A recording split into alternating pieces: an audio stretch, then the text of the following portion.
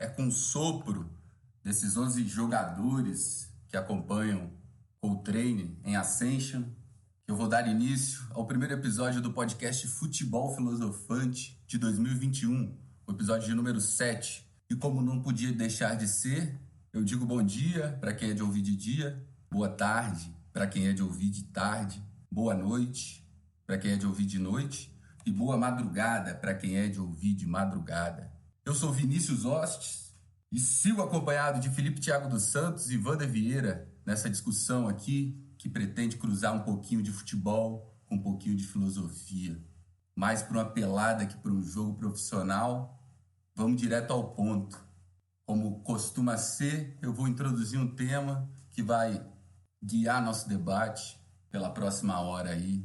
E o tema de hoje é o determinismo versus a contingência, o cientificismo versus o acaso, a certeza versus o imponderável. De uns tempos para cá, tem havido uma invasão da ciência no futebol, em muitos sentidos. No sentido fisiológico, no sentido tecnológico, na utilização de ferramentas para recuperação ou para análise. E as próprias análises do jornalismo esportivo tendem a cada vez mais cientificar o jogo, como se aquilo pudesse ser exato, como se de antemão pudéssemos determinar aquilo que vai acontecer no final da temporada. E a temporada de 2020-2021, que já começa com algo muito contingente, que é a pandemia, ela vem desmontando essas certezas e vem retomando essa contingência, essa abertura para todas as possibilidades que fundamentam esse jogo e que é talvez aquilo que cause tanta paixão. Então, eu queria jogar essa bola pro alto. Contingência, determinismo, ciência, acaso. É com vocês. Meus queridos Felipe, Vinícius, prazer mais uma vez estar aqui com vocês no nosso podcast Futebol Filosofante, primeiro do ano. Indo na pegada aí da nossa apresentação, já começo citando um dos maiores poetas que esse país já viu, que é o Ferreira Goulart. E ele diz que, no fundo, qualquer que seja o esporte, ele é uma disputa contra o acaso, ou seja, contra a incontrolável possibilidade do imprevisível acontecer. E claro que, no caso do futebol, quanto mais elementos nós temos, né, quantos mais jogadores estiverem em campo, mais difícil vai ser reduzir a ocorrência do imprevisível.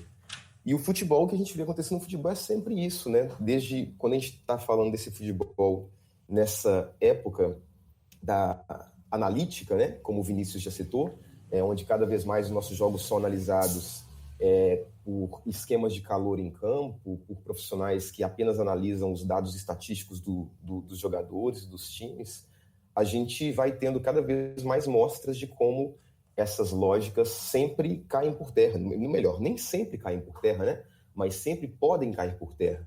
Quando a gente vê o imponderável de você contratar um técnico português que ninguém conhecia e ele chegar no seu país e ganhar todos os títulos, isso nem o mais otimista flamenguista talvez imaginava um salto daquela forma, ou de você contratar um treinador conhecido por ser doido, né? Por ser o Lisca doido, e ele fazer seu time subir de divisão, e por aí vai, em tantos fatos e tantos momentos do nosso futebol atual, sobretudo o Campeonato da Série A e a Libertadores, não é mesmo, Felipe? Onde a gente está tendo esse imponderável dando o tom até agora, né?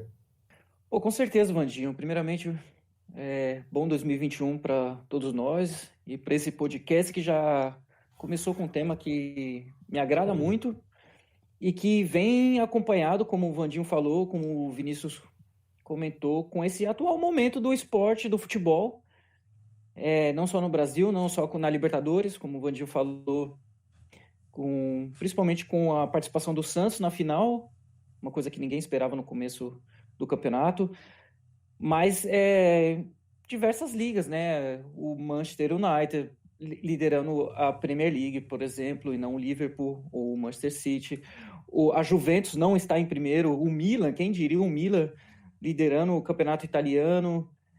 E, por que não, o Internacional? O Internacional, quem diria, Abel Braga na primeira posição do Campeonato Brasileiro. Isso daí já é todo o pano para manga para falar sobre o acaso, assim, né? Que eu acho que a gente vai poder passar aqui pelo programa em diversas esferas, na questão do futebol mesmo, o quanto ele é jogado, como ele é jogado, e como o Vandinho falou, na análise do futebol, uma certa, se vocês me permitem um neologismo, uma certa PVcização da análise do futebol, colocando a estatística em primeiro plano, né? E que, na verdade, assim, se faz isso no futebol justamente porque o analista, se a gente assume que o acaso ele tem um papel preponderante ou, pelo menos, muito importante, aí você fere um pouco o papel do analista dentro do futebol. É por isso que eu acho que o analista também o comentador, ele sempre tende um pouco a defender o seu lado e dar uma certa lógica na análise do futebol, assim. Colhendo a ocasião da sua fala, Felipe, essa questão dos números, é interessante a gente tá gravando o programa antes da final da Libertadores. Eu acho que a gente pode ressaltar ainda mais a casualidade, né, dessa final, assim, a contingência mesmo, a possibilidade de 1 em 1 milhão, de estar Santos e Palmeiras. Quem apostaria nessa final? Principalmente pelo Santos, mas até se a gente pensar pelo Palmeiras, porque o Palmeiras estava com o Luxemburgo, caiu num grupo facílimo, classificou em primeiro, acho que ele perdeu um jogo, ele foi demitido, contrataram um português, outro português, né, Vandinho? Mais por acaso ainda, porque esse português foi contratado, podemos dizer que porque ele eliminou o Jorge Jesus na Europa League, porque ninguém conhecia ele até então. E o Palmeiras, depois de levar vários nãos, pega um caminho também fácil, mas tem o mérito de pegou o caminho fácil e seguiu. Meteu 3-0 no River. Teve a outra contingência ali, que é o VAR, né? Que é algo que mexe ainda mais com o jogo. Não basta você ganhar, você tem que ganhar de uma maneira totalmente apolínea, né? Totalmente límpida, porque não é permitido nenhuma falha e busca-se sempre essa falha, e dessa maneira o River Plate acabou sendo eliminado. Tá aí o Palmeiras na final, contra um time que impeachmentou o presidente, contratou o Robinho, não poderia contratar, tinha jogador saindo, tinha jogador que queria sair e não saiu, que ia sair e ficou. E aos trancos e barrancos, jogando melhor do que o Palmeiras, chega até a final de uma maneira de cabeça erguida, assim, como o Flamengo chegou ano passado, jogando bola. Mais que o Palmeiras, que tomou uma sapecada no último jogo, quase que fica pelo caminho. E eu acho que antes do jogo isso fica mais claro, né? Porque depois, se o Palmeiras ganhar, a gente vai reduzir tudo isso a um número, a uma eficiência.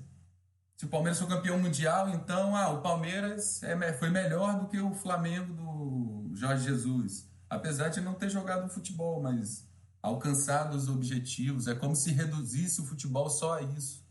Tanto é que eu acho que em caso de uma vitória do Palmeiras, como você fala, isso vai ficar mais óbvio, porque por mais que o Palmeiras também a gente possa ver toda uma conjuntura de contingência que levou ele a 2 finais de campeonato, é mais esperado isso do Palmeiras, pelo tamanho do investimento, pelo tamanho do plantel, né? Muito mais do que do Santos, que é um time que você já citou os problemas, troca de treinadores, salários atrasados, não tem muitas estrelas. Eu acho que se a gente olhar para o plantel do Santos hoje, eu vejo ali 2 jogadores diferenciados, que é o Soteldo e o Marinho. O restante é um apanhado de jogadores que eu acho que deu muito certo, está jogando muito bem.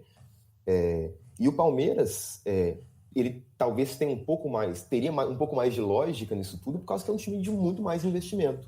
Então já esperava-se isso do Palmeiras, né? Que ele fosse talvez um adversário à altura do Flamengo, que dentro desses prognósticos seria o grande protagonista do futebol em 2020, acabou não sendo.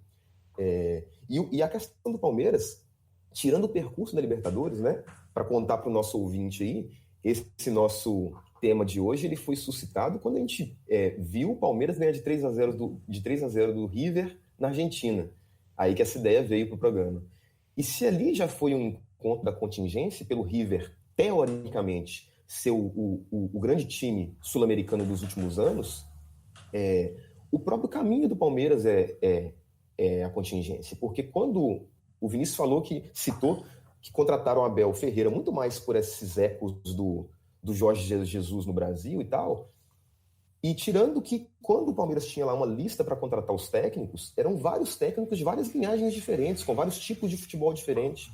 Então, o que o Abel chegou e fez aí, talvez poderia ter tido outro cara que levaria o Palmeiras para outro caminho. Então, a gente chega em outra parte. As nossas diretorias só agem pela contingência.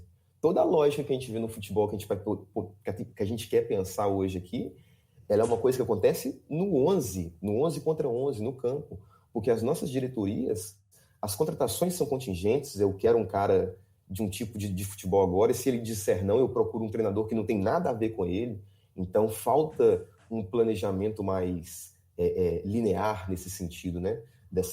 Do que querem para o time. Então, isso favorece ainda mais a contingência que vai acontecer dentro do campo. Porque os times no Brasil já são geridos ao acaso, eu diria assim. Acho que a maioria, acho que você tem razão.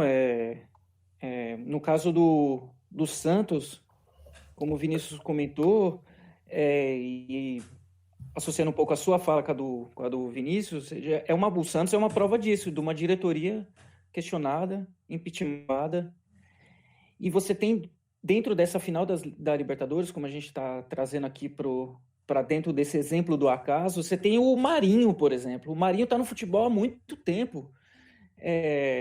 Não é um cara que surgiu de repente e não estava jogando tão bem no Grêmio, e o Marinho surgiu de repente, né? E começou a jogar de uma forma muito boa no Santos. E a temporada do Santos, o que mais me deixa, assim, me coloca o Santos como exemplo do acaso, é porque não é que o Santos ganhou, por exemplo, foi ganhando de 2-1, de 1-0. O Santos sapecou o Grêmio, sapecou o Boca.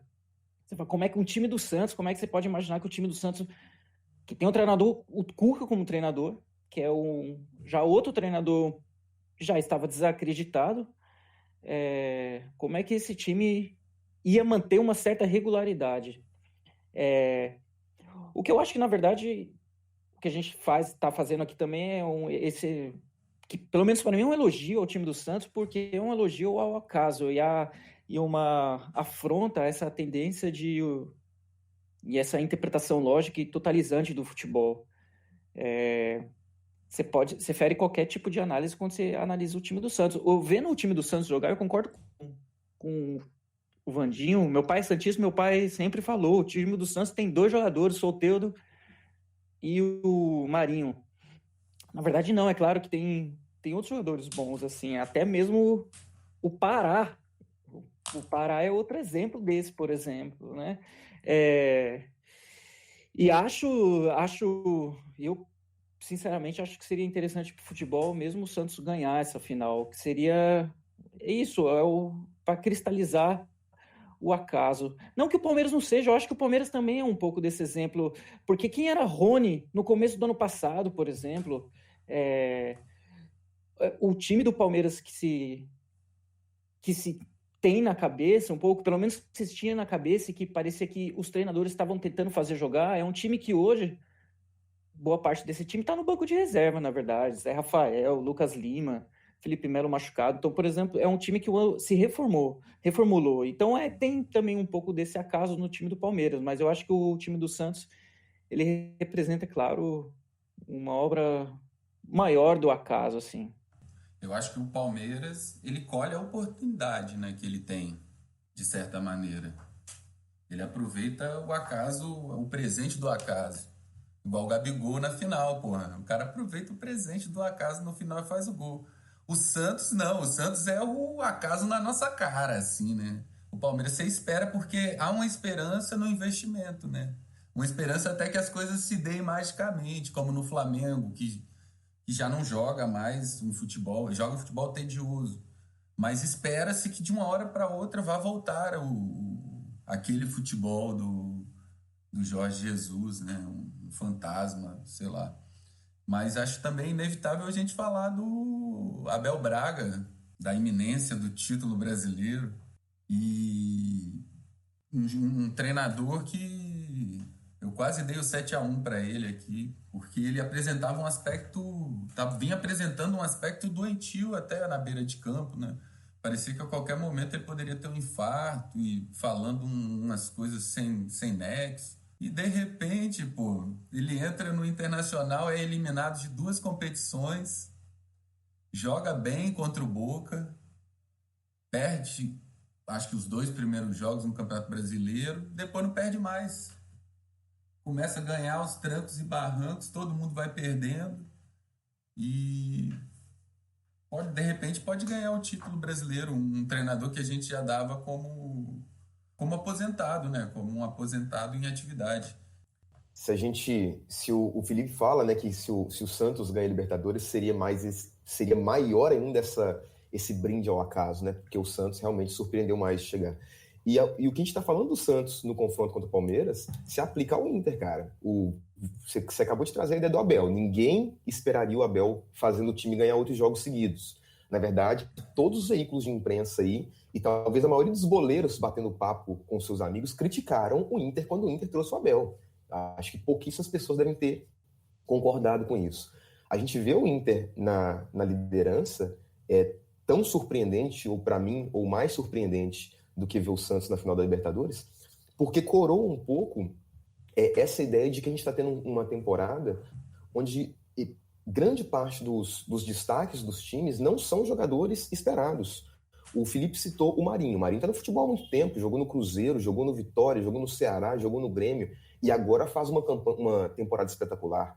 O Vinícius do Ceará, o cara está jogando um futebol absurdo. Quando você pega o número de gols e assistências dele na temporada pelo Ceará, ele está quase o De Bruyne, quase os números do De Bruyne na Premier League. E eu vi uma página do Ceará, né, os caras comparando ele ao De Bruyne.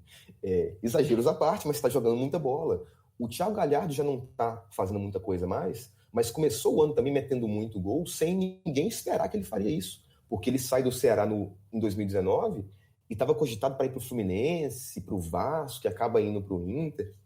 Então a gente está tendo uma temporada não só com times que estão nos mostrando esse acaso do futebol, mas com jogadores também, com grande parte dos craques fazendo isso, ao mesmo tempo que alguns dos caras do Flamengo, por exemplo, que tinham sido jogados muito em 2019, não fazem uma temporada tão consistente, né? O Everton Ribeiro, acho que tem oscilado um pouco mais. E é complicado porque a gente está tendo aí, o Flamengo hoje em dia tem um time muito bom, né?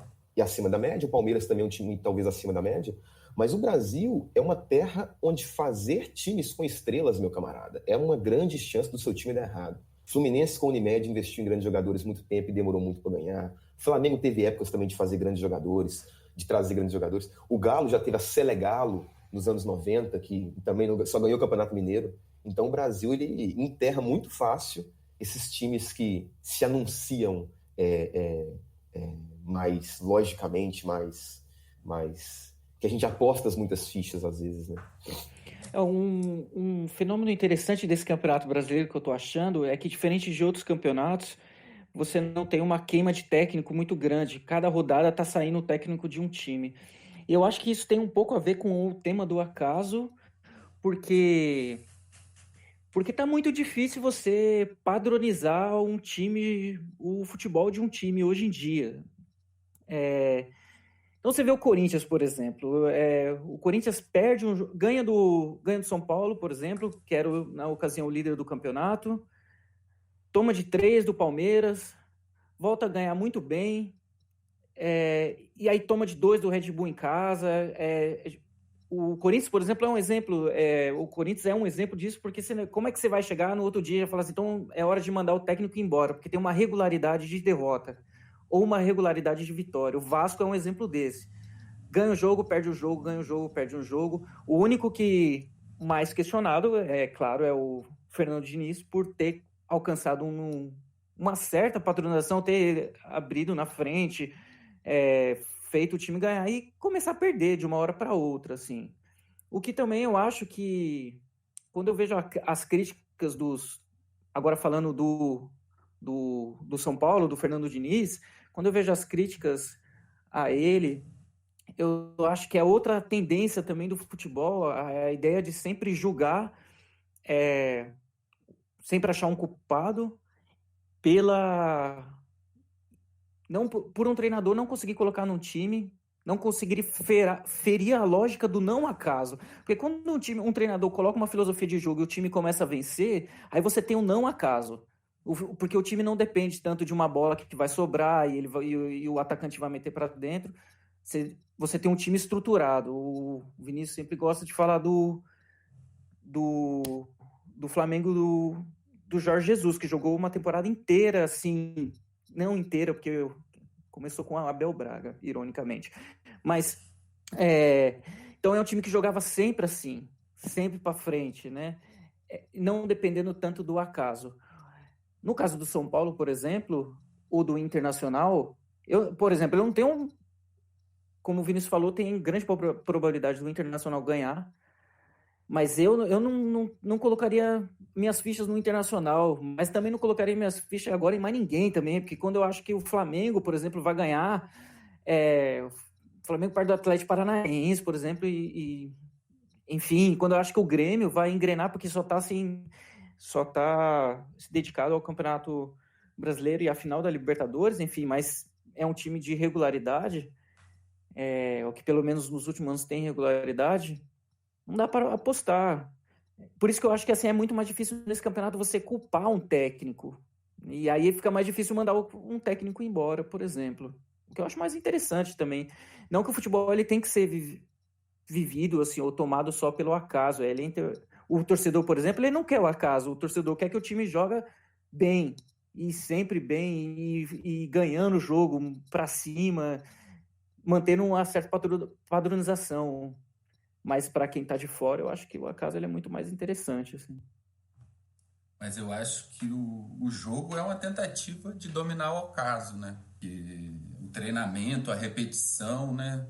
É um modo de tentar controlar as ocasiões, os erros, os acertos, surpreender ou provocar o erro no adversário.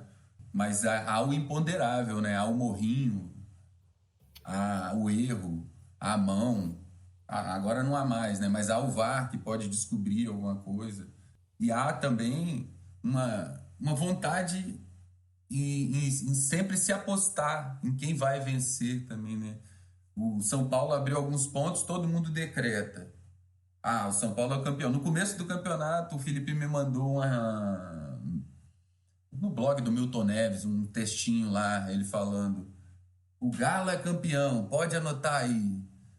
Pô, o Galo realmente estava jogando muito bem no começo do campeonato, mas é um campeonato muito longo, pô. É um campeonato de resistência, não é quem corre mais rápido durante um período. Você tem que correr durante o campeonato todo. Ou então dar um sprint final, como vem acontecendo com o Internacional. Mas nada garante que ele não vai perder também, aí o campeão vai ser outro. Não tem como saber, pô. Não há essa certeza, não há esse time que joga controlando as contingências, né? Esses grandes times são esses times que jogam controlando a contingência. Mas isso é muito difícil de acontecer, né? E nesse momento parece que em nenhum lugar do mundo isso vem acontecendo. Eu acho que isso aí mostra como o Inter está dando essa corrida final, né? Faltam 6 jogos, então muita coisa pode acontecer. E como você citou, né, o Galo no início do campeonato foi apontado, porque o Galo ficou umas 12, 13 rodadas jogando muito bem. Depois o São Paulo foi apontado porque pegou a ponta, também jogando bem, também ganhando de maneira convincente e tal. Depois caiu totalmente. Mas eu acho que dos 6 times que poderiam estar liderando esse campeonato, como foi Galo, São Paulo e talvez botando aí Palmeiras, Flamengo e Grêmio, o Inter é o mais surpreendente, porque eu acho que os outros 5 times eles têm algum motivo a mais para, teoricamente, estarem brigando pelo título. Talvez Palmeiras e Flamengo tenham um investimento maior e um plantel maior. O Galo contratou um tanto de gente, trouxe o sonhado Sampaoli, que todo mundo quer contratar o Sampaoli. O Grêmio vem de vários anos ficando em quarto, terceiro, então também podia se esperar alguma coisa. E o São Paulo, por mais que no início do campeonato saiu para o Mirassol no Paulista, que foi outra coisa absurda, né, galera? O Mirassol perdeu 20 jogadores e pegou um tanto de refugo e conseguiu tirar o São Paulo. Mas depois o São Paulo também, pô, tem o Daniel Alves, depois o jogo do Fernando Diniz encaixou. Então o Inter foi o que quebrou toda a lógica. Porque mesmo no início do campeonato, quando o Inter também, quando o Galhardo começa a meter gol igual o Cristiano Ronaldo aí no Brasil e tal, já era coisa... Ninguém esperava o Inter fazer isso, né? E agora o Abel Braga vem fechar isso, né? Então, vem fechar não, porque o campeonato não acabou. O Abel Braga vem corroborar isso. Tem um poema do Álvaro de Campos que eu gostaria de compartilhar com vocês, que ele fala muito de como esses acasos vão engendrando a necessidade, o que acontece como necessidade. Ele fala assim: quase sem querer, se o soubéssemos, os grandes homens saindo dos homens vulgares, o sargento acaba imperador por transições imperceptíveis, em que vai se misturando o conseguimento com o saber do que se consegue a seguir. Ai dos que desde o princípio veem o fim, ai dos que aspiram a saltar a escada. O conquistador de todos os impérios continua sempre ajudante de guarda-livros. A amante de todos os reis é mãe séria e carinhosa. Que penitenciários os desejos, que manicômio o sentido da vida. Esse poema do Álvaro é maravilhoso, e que manicômio é o sentido do futebol, né, galera? É para isso que a gente está aqui para falar. Porra, depois dessa daí, até quebrou minhas pernas agora. O que eu vou falar? Mas eu acho que mais uma coisa interessante desse campeonato que eu queria citar, que a gente pouco fala, já que a gente sempre quer engessar o campeonato na parte de cima, é o Fluminense e o Ceará. São dois times que também são interessantes. O Fluminense, no caso, é aquele time que, assim, os jogadores, se falasse para mim, vai trazer para o meu time, os jogadores que o Fluminense trouxe, o Fred, Nenê, Ganso, rapaz, eu ia falar assim, jamais. E o Fluminense tá brigando por Libertadores, né? E o Ceará é outro time que tá sempre lutando para cair, e esse ano tem feito um campeonato bem interessante. E eu acho que isso não é só papel do acaso dentro do futebol, porque tem aqueles personagens do futebol que não se permitem o acaso. E esses personagens, eles se cristalizam como certos mestres. É o Guardiola, é o Sampaoli. O Sampaoli está fazendo um trabalho bom todo ano.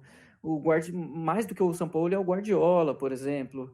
O Klopp, há algum tempo, tem certos treinadores, por exemplo, falando de treinador, como tem certos jogadores que você sabe que parece estar sempre em cima, né? O próprio Grêmio, com muitas ressalvas que poderia fazer o time do Grêmio ao seu técnico, mas é um time que está há muito tempo não se deixando ao acaso.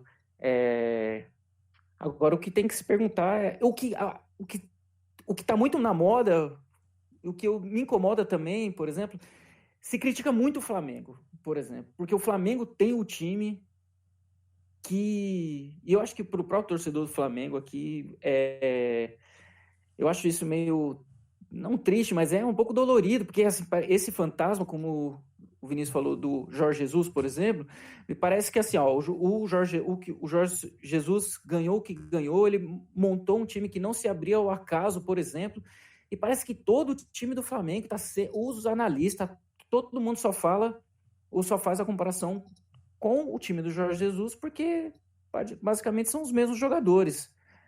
Agora, o que a gente vê no futebol é que talvez o Jorge Jesus, esse ano, por exemplo, o ano que ele passou aqui, é um ano do acaso, é um ano ganhou. É como o Santos, por exemplo. Claro que eu não estou comparando o time do Jorge Jesus com o Santos, mas estou dizendo de um time que encaixa, ganha 2, 3, 4 campeonatos, encaixou. Eu botaria todas as minhas fichas, todas, que no próximo Campeonato Paulista, no próximo Brasileiro, o Santos não vai ganhar nada. O Brasil é o martírio da lógica, cara. Não tem como. Quando o Flamengo ganhou a Libertadores, todo mundo já colocou todas as fichas dizendo que o Flamengo ia dominar o futebol brasileiro como o Bayern de Munique dominaria. E mesmo quando Jesus saiu, foi dito que era preciso somente alguém para girar a roda, como se fosse simples, né? Como se fosse reprodutivo, assim, eles vão continuar, eles já estão no pique, como se não houvesse nada que pudesse interferir nesses jogadores e nesse esquema, quando você está tratando, como você falou lá do poema do Goulart, são 11 pessoas ali, são 11 personalidades sujeitas você pensa o Gabigol, né? A mínima contingência pode tirar ele do sério, ele é um bibelô, né, de cristal, é uma coisa... E mesmo contusões, tudo isso interfere, ainda mais numa temporada com Covid, com tudo isso, parece que é simples, parece que vai acontecer, parece que... E quando o que aconteceu foi o Racing tirando o Flamengo lá nos pênaltis. Então, essa reprodução, ela não é dada. Mas eu queria lembrar do Internacional aqui que o Kudê saiu do time, né? Em primeiro lugar, foi para a Espanha. Porra, como é que isso acontece, né, bicho? E o time ainda se recupera quando dava tudo por morto. Assim como o Fluminense também, pô. Tava ali bem com o Odair, de repente o cara sai fora e vem o Marcão, parece que vai dar nada. Mas aí talvez dê alguma coisa aí. Mas o campeonato é tão doido que pode dar, pô. Pode dar por causa, como você está falando, por causa que a gente tem um campeonato aí e o futebol brasileiro em si, que ele não gosta de respeitar as lógicas, né? O próprio Fluminense, o campeonato de 2009 mostrou isso na ponta da tabela, nas duas pontas da tabela, né? O campeonato de 2009 também, todo mundo da frente ele começa a não querer ser campeão, o Flamengo pega a liderança, acho faltando 3 ou 4 rodadas, não me lembro, e é campeão em 2009. O Flu estava com um time horrível e depois dá um start, fica 11 jogos sem perder e consegue sair da zona de rebaixamento. O time Fluminense nesse ano tem essa coisa aí também, né? Trocou de treinador e tal, mas o Flu tem sido um time que está desafiando a lógica, mas não no sentido, acho, tanto da campanha, porque realmente tem vários jogadores ali que não seriam titulares na maioria dos bons times do Brasil, assim. Mas jogo a jogo, porque o Fluminense está jogando muito mal. O Fluminense no segundo turno aí com o Marcão, assim, o time tá horrível. As exibições são ridículas, assim, mas ganhou do Flamengo com uma bola achada no final, ganhou do Sport com um gol achado no cruzamento, e ganhou essa semana, esqueci de quem, também com um gol achado. Então o Fluminense, assim, a cada jogo o Fluminense está rindo do perigo e está buscando um lance ocasional para conseguir essa vaguinha na Libertadores. Por mais que o Flu é grande candidato a ir para pré-Libertadores e fazer igual o Corinthians, assim. A chance do Fluminense para pré-Libertadores e o acaso, na verdade, acabar favorecendo um time do Chile, do Peru ou do Equador é muito grande. Porque realmente são vários jogadores que até quando o time estava bom, eu não conseguia entender de onde o Fluminense estava tirando um bom jogo, porque o Nenê estava metendo muito gol aos 39 anos, tipo assim, né? Lucas Claro tá jogando igual o Van Dijk, tá ligado? Então isso aí é só o futebol brasileiro mesmo. Eu queria levantar também uma bola para um outro tema que não tem a ver exclusivamente com o jogo em si, mas também com o aparato técnico quando a gente assiste um jogo de futebol. Então, por exemplo, o VAR é uma forma de acabar um pouco com o acaso. Como o Vandinho falou no começo da fala dele, todo tipo de análise, onde o jogador percorreu em campo, quantos quilômetros, por exemplo. Em alguns momentos eu tento entender se, na verdade, tudo isso não é uma cientificação apenas vazia. O que pode me dizer, por exemplo, o que me traz uma informação que um jogador correu, ou que mais correu em campo? Sei lá, tipo, um centroavante, por exemplo, dependendo do esquema tático de um time, assim, o centroavante ele não precisa correr, sei lá, pensar na época que o Washington jogava no Fluminense, por exemplo. Você não vai esperar, o Washington não era o cara que vai correr o campo inteiro. Quem deu mais passes, esse tipo de análise, eu acho que ele tira um pouco o papel do acaso também dentro do futebol. Eu acho que ele é um pouco danoso quando ele é em excesso. Justamente porque, como o Vinícius já comentou, talvez hoje, talvez algum dia, mas como sempre comenta, tem um dia que o jogador está com dor de barriga, por exemplo, e o jogador não joga bem, ou simplesmente não joga bem, não por uma questão fisiológica, mas porque não jogou bem. E no Brasil tende sempre a colocar uma certa culpa dentro do jogador, ou tenta fazer com que o jogador tem alcunha de bom apenas se ele tiver uma regularidade. Então sempre tem aquelas tipo de estatística, mais uma dessas, que é 4 jogos sem fazer gol. Pô, e o cara, às vezes o cara deu 2 passes, ou o cara puxou a marcação de 3 jogadores num gol do time, mas ninguém analisa isso. O cara faz 3 gols que não... 3 jogos que o cara, 4 jogos que o cara não faz um gol. Eu acho isso também meio tosco.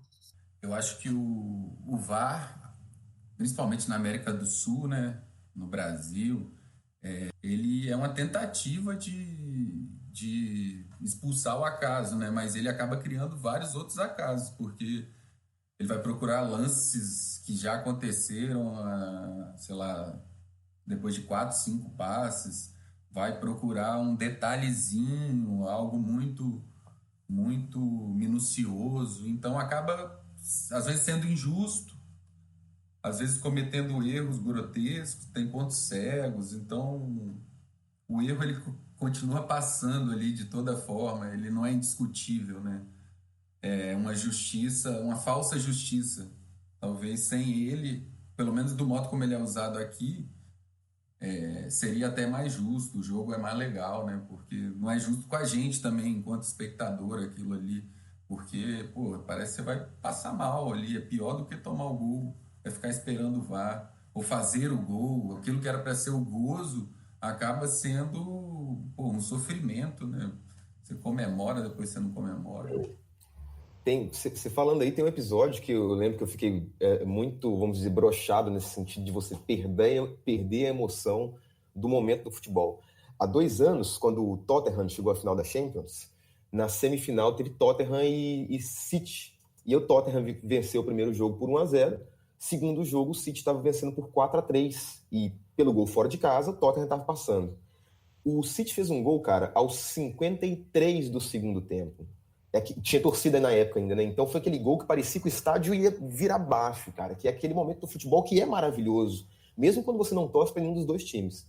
E aí depois que o Guardiola quase entrou em campo e teve aquela festa enorme, depois de 1 minuto, o VAR foi chamado e anulou o gol.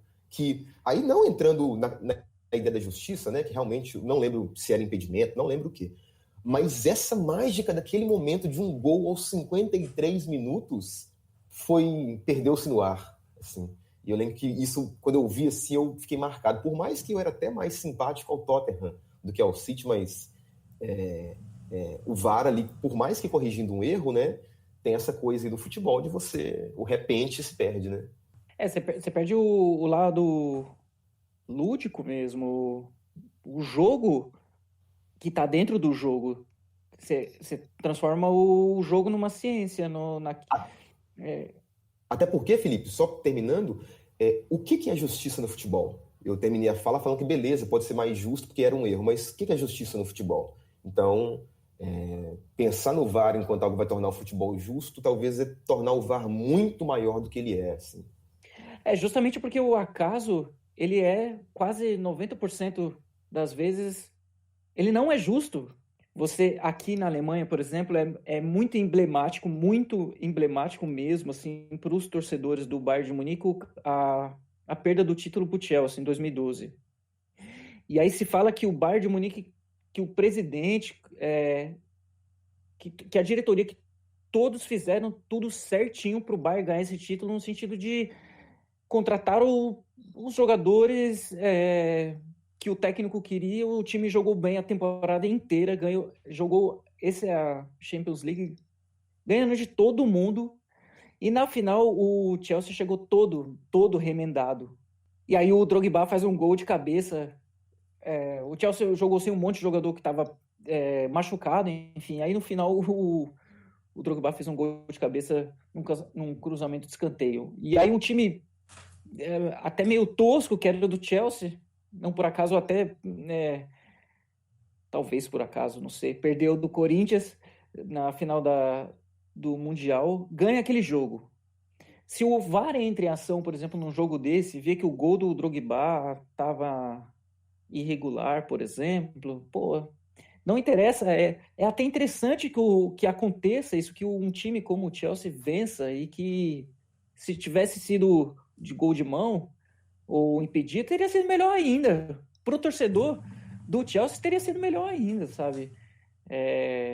Só que aí quando você tem esse tipo de instrumentalização do futebol, aí você está tentando tirar um pouco dessa aventura que é ganhar um jogo pelo acaso. Eu queria saber quem inventou esse papo de que o futebol tem que ser justo, né? Que é uma justiça que só vale em alguns momentos. Se fosse para ser justo, era para todo mundo ter as mesmas oportunidades. Não deveria haver disparidade. Todo mundo deveria partir do mesmo lugar, né? Então, já parte errado, pô. O futebol não tem que ser justo. O futebol tem que ser gostoso de se apreciar, pô. E o VAR não torna isso. Não que devam continuar errando e tal, mas tem que ter um jeito de aperfeiçoar. E não ficar essa coisa chatíssima, coisa de milímetros, coisa científica mesmo nesse sentido ali, que não pode haver nenhum... Tem que passar, isso pode acontecer, tem que ser... Se não viu na hora, já era. Grosso. Botou na frente, olha o perigo, Close. Júlio César, Close. Olha o gol da Alemanha. Troféu 7-1 na área. Tá fácil, hein? Eu começo. Vou começar então, pô.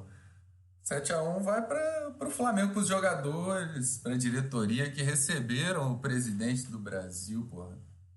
É muita cara de pau, né, pô? Num momento como esse, você deixar se fotografar ao lado de um ser tão abjeto, dando risadinha com esse cara, cumprimentando esse cara, Diego, Felipe Luiz, Gabigol, Pedro, tinha mais gente, mas eu não me lembro. Vergonhoso. Tanto que perdeu o próximo jogo, porra. Mas é de tal maneira burro, porque, porra, o que o cara tá fazendo com o país nesse momento, você vai aparecer ao lado dele, porra, se tem alguma noção, né, porra? Deus me livre. 7-1. Tinha que ter tomado 7. Vou emendar o seu 7-1. O meu ia ser pro Fernando Diniz. Vai de tabela. Mas eu vou dar pro Palmeiras, pra Conmebol, pro Santos, pra todo mundo que foi envolvido nesse negócio do Bolsonaro ser convidado para assistir a final da Libertadores. Outra falta de noção também. E de tabela vai pro Fernando Diniz, que é chato pra cacete esse negócio de ficar tocando bola na defesa. Fernando Diniz, só porque ele conseguiu fazer isso com o Audax, ele nunca mais se esqueceu desses ensinamentos dele, né? Cara, meu 7-1, eu não tava com nenhum 7-1 em mente, eu vou completar o de vocês aí também, vai para a condução de todo o governo aí, do Bolsonaro, do Pazuello, que é um militar que dirige um Ministério da Saúde de um país de 200 milhões de pessoas e que tem conduzido toda essa ideia da pandemia do nosso país da maneira mais bizarra possível.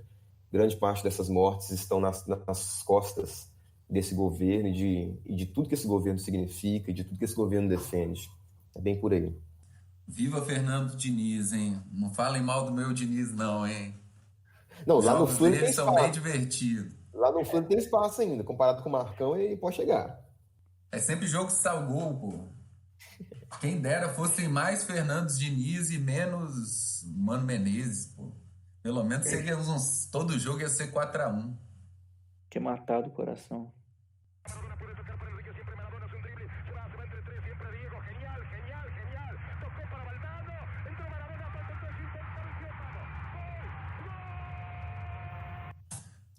Depois do troféu 7-1, tem o troféu La Mano de Dios. Podem começar aí, que eu já comecei o outro. La Mano de Dios, para mim, vai por essa questão do acaso aí, vai para um título antigo do futebol grego, que hoje, pensando sobre essa questão de jogos muito aleatórios, eu lembrei muito de 2004, da Eurocopa, quando a Grécia, que a galera deve mal saber jogar futebol lá, ganhou a Eurocopa da seleção de Portugal contra o Filipão. E eu lembro naquele jogo, assim, eu era moleque, a gente tava vendo o jogo assim, de vários amigos, assim, ninguém acreditava, cara. Ninguém conseguia acreditar no final do jogo, assim. vai para a Grécia, para a geração grega de 2004. Bom demais. E que memória essa sua, meu troféu Maradona vai para você, para sua memória, hein, cara? E além da sua memória, vai para o Cuiabá. Gostei do Cuiabá ter subido para a Série A. Acho que vai ser divertido ver um time de Cuiabá. Boa. Ah, eu vou emendar na sua aí, então. O meu vai pro Remo, pô. Subiu pra segundona. Remo. Pena que o Paysandu não subiu também, pô. Mas vai pro Remo. Ia dar pro Abelão, mas vou dar pro Remo. Deixa o Abelão em paz. Deixa ele ser campeão. E vamos finalizar, então. Dica do professor aí.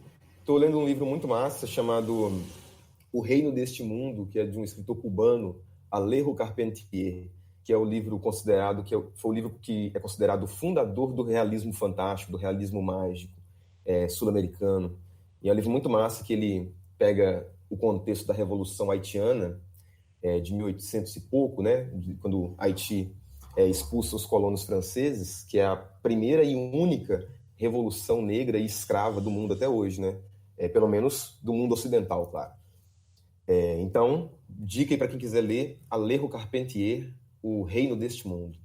Show de bola. A minha dica de hoje vai ser todas as dicas que o Vandinho trouxe para o programa. O Ferreira Goulart, Fernando Pessoa e o cara aí que eu não sei falar o nome, mas que Só golaço. vou atrás. Demorou. Maravilha, sim. Então, fica assim. Terminamos o primeiro episódio de 2021, episódio número 7. E para finalizar, vou deixar minha dica aí. Ouçam Ascension, John Coltrane, 11 malucão lá, tocando, fritando. Parece uma partida de futebol de várzea, só que onde todo mundo joga bem. Grande abraço, sobrevivam!